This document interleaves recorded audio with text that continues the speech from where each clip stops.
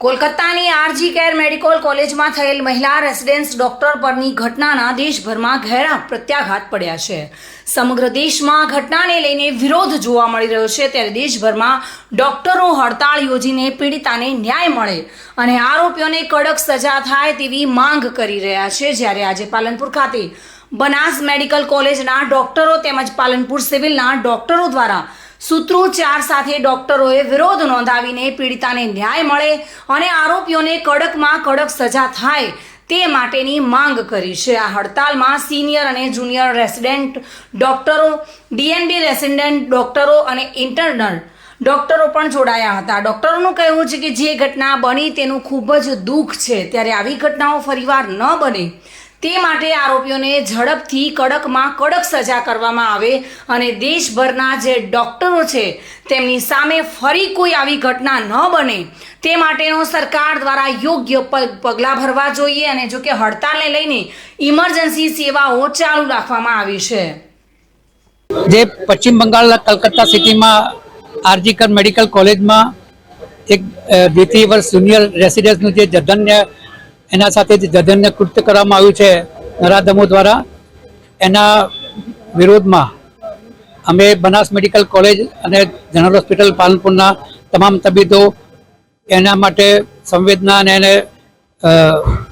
માટે સાથે ઊભા છીએ। અમારા ઇન્ટર્ન ડૉક્ટર્સ પણ આમાં સવારથી જ આ હડતાલમાં સામેલ થયા છે। અહીંયા અમારી હોસ્પિટલમાં જે ઇમરજન્સી વિભાગમાં ઓપીડી ચાલુ રાખી છે અને બીજા જે રૂટીન કોઈ દર્દી બહારગામના દૂરથી આવતા હોય એને પણ અમે જોઈશું, બાકી રૂટીન દર્દી અમે જોવાના નથી। અને આ અમારો જે આ કૃત્ય જે થયું છે એના માટે અમારો સંપૂર્ણ ટેકો છે અને આખા ગુજરાતમાં અને આખા ભારતમાં આના માટે આજે દેખાવો અને સ્ટ્રાઇક ચાલુ રાખવામાં આવી છે। હા, doctor Hasmukh Joshi, additional medical superintendent. અમે બનાસ મેડિકલ કોલેજના ઇન્ટર્ન ડોક્ટર્સ અને તમામ R1, R2 સિનિયર રેઝિડન્ટ આજે જે કોલકાતામાં જે ઘટના બની છે ઓન ડ્યુટી ડોક્ટર ઉપર ગેંગરેપ અને મારી નાખવાની ઘટના, એના માટે IMA તરફથી જે સમગ્ર દેશમાં, સમગ્ર ગુજરાતમાં હડતાલ અને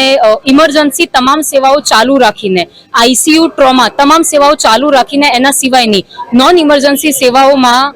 હડતાલ આજે ઘોષિત કરી છે સમગ્ર ગુજરાત અને સમગ્ર ભારતમાં। એમાં અમે બનાસ મેડિકલ કોલેજનો તમામ સ્ટાફ એમને સમર્થનમાં આજે ઊભા છીએ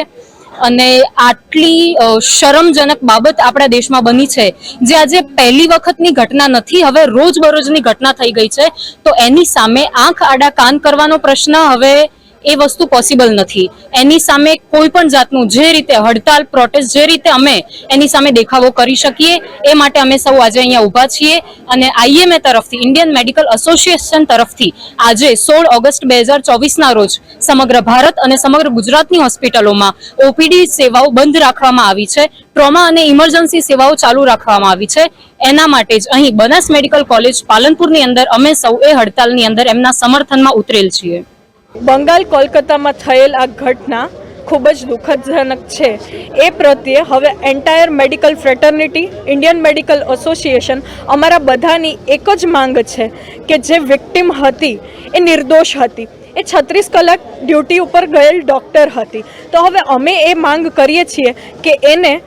ન્યાય મળે, નિષ્પક્ષ ન્યાય મળે અને એના જે કાતિલો છે એને કડકમાં કડક, સખતમાં સખત સજા સુનાઈ જાય અને એમાં કોઈ પણ પક્ષ થાય નહીં, નિષ્પક્ષ એનો કોઈ ન્યાય આવે એવી અમે આશા કરીએ છીએ। અને ગ્રાઉન્ડ રૂટ લેવલે, સ્ટેટ લેવલે અને નેશનલ લેવલે અમે અપીલ કરીએ છીએ કે તમામ ડૉક્ટરો, આજે આ એક ખાલી દીકરીની વાત નથી, આ ડૉક્ટર્સ આખી મેડિકલ ફ્રેટર્નિટીની વાત છે, તો તમામ ડૉક્ટર્સોને ખુદની વર્કપ્લેસ ઉપર સેફટી મળે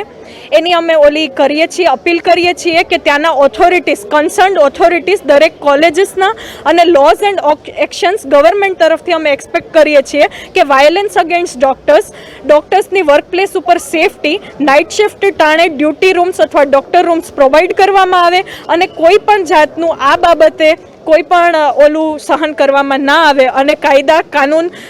સાથે પગલાં લેવામાં આવે એવી અમારી અપીલ છે। Bureau report, today Gujarati news.